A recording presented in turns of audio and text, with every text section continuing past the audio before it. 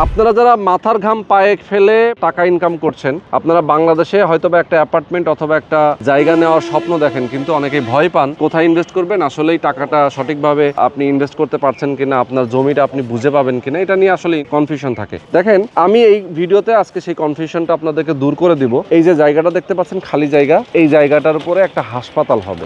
এইখানে যেমন একটা খালি জায়গা, সামনে যে বিল্ডিং গুলো দেখতে পাচ্ছেন না, এগুলো কিন্তু একসময় খালি জায়গা ছিল, এখানে বিল্ডিং হয়ে গেছে অলরেডি। এই যে বিল্ডিংটা দেখতে পাচ্ছেন না, অলরেডি মানুষ এখানে বসবাস করতেছে। তো এরকম একটা সুন্দর লোকেশনে আপনিও একটা জমির শেয়ার কিনে আপনি হাসপাতালের মালিকানা পাবেন। আমাদের সঙ্গে কামরুল ভাই আছেন, উনি প্রবাসে ছিলেন অনেকদিন, এখন বাংলাদেশে আছেন। কামরুল ভাই, একটু যদি বলতেন এই যে বিশ্বাস অবিশ্বাসের যে ব্যাপারটা, এইটা কিভাবে ক্লিয়ার করবেন? আপনারা যেহেতু এখানে জমিটা নিয়েছেন, আপনারা হাসপাতাল নির্মাণ করবেন, কিভাবে আস্থাটা আপনারা অর্জন করেছেন?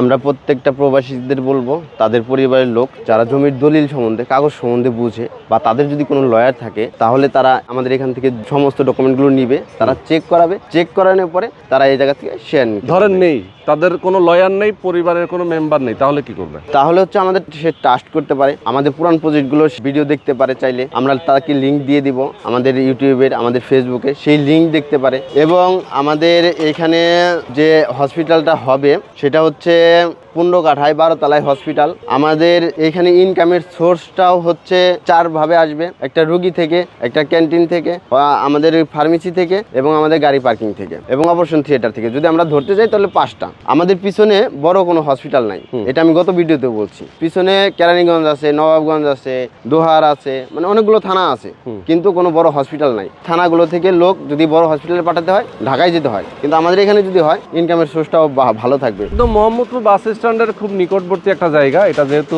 বসিলা ব্রিজ পার হলেই ঘাটারচরের পাশে হাউজিং, এবং 40 ফিট রাস্তা আছে। 40 ফিট রাস্তার সাথে আবার এটা দুই পাশে দুইটা 25 ফিট করে রাস্তা। তো এখানে একটা হাসপাতালের শেয়ার কিনে তার সারা জীবনের একটা ইনকামের ব্যবস্থা হবে, নিজের চিকিৎসার ব্যবস্থা হবে, এবং তার ফ্যামিলি মেম্বারদেরও চিকিৎসার ব্যবস্থা এখানে হবে। আবার মিনিমাম জমির মালিকও হতে পারবে। আবার জমির মালিক, সেটা তো বললাম, জমির মালিকের হওয়ার কারণে তার ভবিষ্যৎ প্রজন্ম অটো ওয়ারিশ মালিক হয়ে যাবে। হ্যাঁ, সেটাই। সবাইকে অনেক অনেক ধন্যবাদ। আপনারা অবশ্যই স্ক্রিনে যে নাম্বার দেওয়া আছে, এই নাম্বারে ফোন করে যোগাযোগ করবেন।